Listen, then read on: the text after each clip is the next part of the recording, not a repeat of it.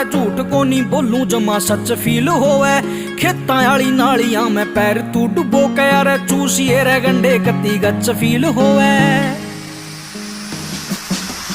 पर नाक ना चटाइए कदे भी देसिया में कमी देख के, तेरे शहर की सड़क भूल जा काम आली कमी देख के। भूत पबजी का उतरे तेरा बैठक में रमी देख के, तेरा शायरी हिप हॉप भूल जा महफिल या जमी देख के।